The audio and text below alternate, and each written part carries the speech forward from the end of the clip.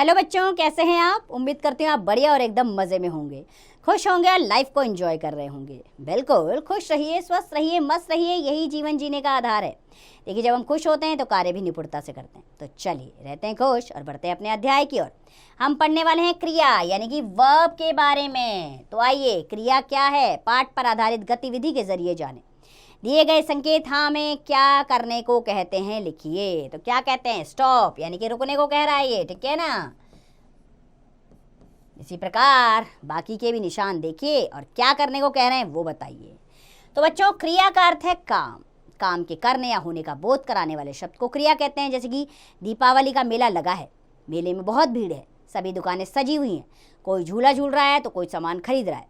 तो इन वाक्यों में कौन कौन से शब्द हैं, लगा है, सजी हुई है, झूल रहा है, खरीद रहा है। इन शब्दों से काम के होने या करने का बोध हो रहा है। तो ये सभी शब्द जो हैं क्रिया शब्द हैं। अर्थात जिन शब्दों से किसी काम का करना या होना पाया जाए उन्हें क्रिया कहते हैं। तो चलिए, परिभाषा के आधार पर क्रिया के कार्यों को दो वर्गों में बांट सकते हैं। एक, करना।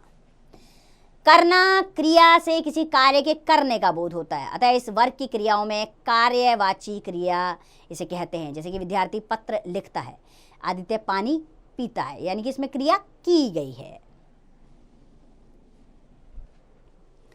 दूसरी क्रिया होती है होना। होना क्रिया से किसी वस्तु का होना अर्थात अस्तित्व प्रकट होता है, अतः इस वर्ग की क्रियाएं अस्तित्ववाची क्रिया कहलाती है। जैसे ताजमहल सुंदर है, प्रातः काल का समय था। तो इस प्रकार बच्चों हम कह सकते हैं कि किसी क्रिया के विभिन्न रूपों में जो अंश समान रूप से मिलता है उसे क्रिया की धातु कहते हैं। धातु में ना जोड़कर सामान्य क्रिया का रूप बनता है। जैसे लिख धातु है, इसमें ना जोड़ा लिखना बना। पढ़ धातु में ना जोड़ा पढ़ना क्रिया बन गया। दौड़ में ना प्रत्यय जोड़ दिया तो क्रिया शब्द बन गया दौड़ना। तो विशेष बात क्या है इसमें कि शब्द कोशों में क्रिया का सामान्य रूप ही मिलता है। तो इस प्रकार कह सकते हैं कि ना हटाकर धातु रह जाती है।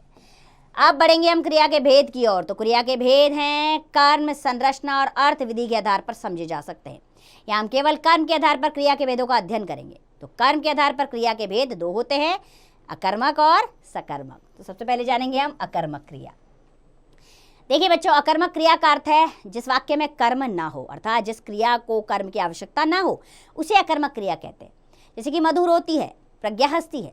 अकर्मक क्रिया के व्यवहार का फल कर्ता पर पड़ता है। ध्यान दें, यदि क्रिया से पहले क्या अथवा किसको लगाकर प्रश्न करने पर कोई उत्तर ना मिले तो क्रिया अकर्मक होगी।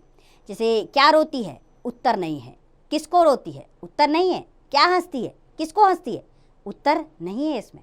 अतः रोती है और हंसती है अकर्मक क्रियाएं हैं। आइए प्रमुख अकर्मक क्रियाएं जाने। जैसे उठना, उड़ना, गिरना, चमकना, चलना, जाना, जागना, ठहरना, डरना, तैरना, दौड़ना, फिरना, बढ़ना, मरना, रोना, लजाना, लेटना, लौटना, सोना, हंसना आदि ये सारी अकर्मक क्रियाएं हैं। दूसरा आ जाता है सकर्मक क्रिया। जिस क्रिया के साथ वाक्य में कर्म रहता है वह सकर्मक क्रिया कहलाती है। जैसे कि पायल गीत गाती है, दादी कहानी कहती है। इन वाक्यों में गाती है क्रिया का कर्म गीत है, कहती है क्रिया का कर्म कहानी है। अतः गाती है और कहती है क्रियाएं सकर्मक है। सकर्मक क्रिया की पहचान के लिए क्रिया से पूर्व क्या या किसको शब्द लगाकर प्रश्न कीजिए। उत्तर में मिला शब्द कर्म होगा जो क्रिया सकर्मक होती है। जैसे कि क्या गाती है, गीत। क्या कहती है, कहानी। गीत और कहानी कर्म है, अतः गाती है और कहती है क्रियाएं सकर्मक है। कभी कभी अकर्मक क्रिया को भी सकर्मक क्रिया बना लेते हैं। ध्यान रहे कि भाषा व्यवहार में उसका प्रयोग देखकर सकर्मक तय करते हैं। जैसे कि अकर्मक क्रिया का प्रयोग और सकर्मक क्रिया का प्रयोग जान लेते हैं। आदमी लड़ता है, अकर्मक। वह लड़ाई लड़ता है, सकर्मक है। नेहा हंसती है, अकर्मक क्रिया है। वह अपनी हंसी हंसती है, यह सकर्मक क्रिया है। रवि दौड़ता है, अकर्मक क्रिया। वह एक दौड़ दौड़ता है, सकर्मक हो गया।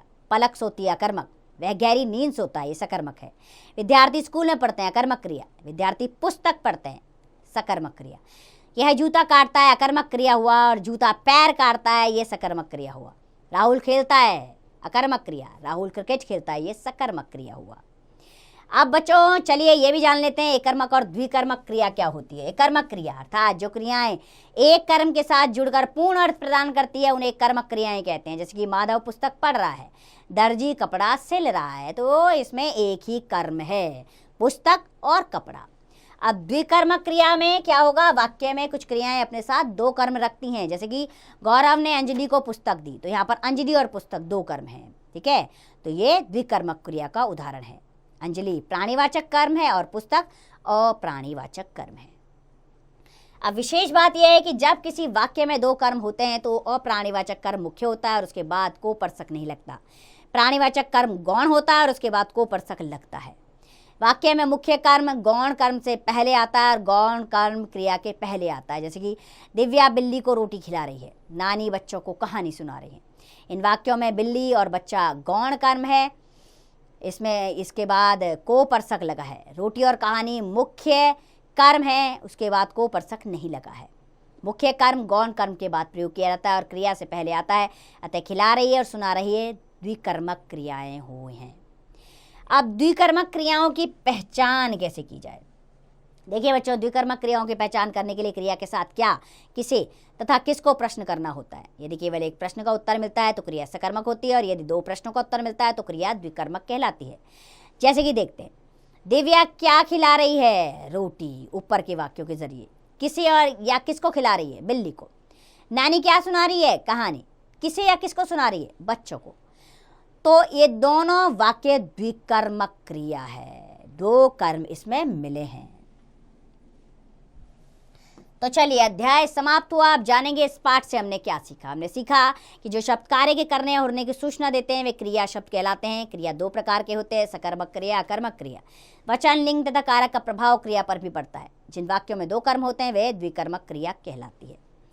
तो चलिए अब बढ़ते हैं अभ्यास प्रश्नों की ओर। मौखिक प्रश्न आ रहे हैं। सबसे पहले पहला प्रश्न, जो आप कर रहे हैं क्या वह क्रिया है? जी बिल्कुल, जो हम कर रहे हैं, मैं इस समय पढ़ा रही हूँ तो मैं क्रिया ही कर रही हूँ।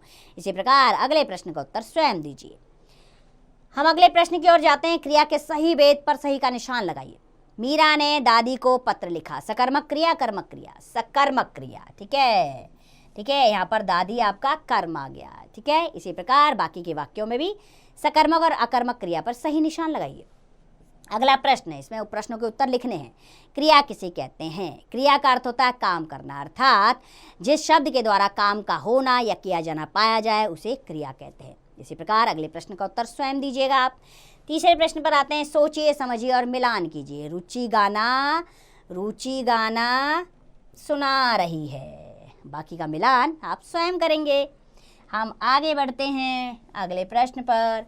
क्रिया के सही रूप में खाली जगह में भरिए। क्रिया का सही रूप, अध्यापिका ने लड़कियों को डैश, अध्यापिका ने लड़कियों को समझाया। इसी प्रकार बाकी के रिक्त स्थान स्वयं भरिएगा आप। पांचवें प्रश्न पर आते हैं। दिए गए वाक्यों में से क्रिया शब्दों को रेखांकित कीजिए। अध्यापक पढ़ा रहे हैं, तो पढ़ा रहे हैं क्रिया शब्द है। बाकी के क्रिया शब्द स्वयं रेखांकित कीजिए आप। छठे प्रश्न पर आते हैं। निम्नलिखित धातुओं के क्रिया रूप बनाकर वाक्य प्रयोग कीजिए, ठीक है। चल का क्रिया रूप चलना। हमें सड़क पार करते हुए दाएं बाएं देखकर चलना चाहिए। इसी प्रकार बाकी के भी वाक्य प्रयोग स्वयं कीजिए आप। सोचकर बताइए, जो अच्छे काम करते हैं उन्हें इनाम मिलता है तथा उनकी सब तारीफ करते हैं। आप ऐसा काम करेंगे जिसके लिए आपको भी इनाम मिले? बिल्कुल, मेरे हिसाब से तो ऐसा काम करना चाहिए जिसके लिए इनाम मिले। इनाम मिलने से क्या होता है, आपका प्रोत्साहन बढ़ता है, आपको लगता है कि आप बहुत अच्छा काम कर रहे हैं जिसके लिए आपकी तारीफ हुई है।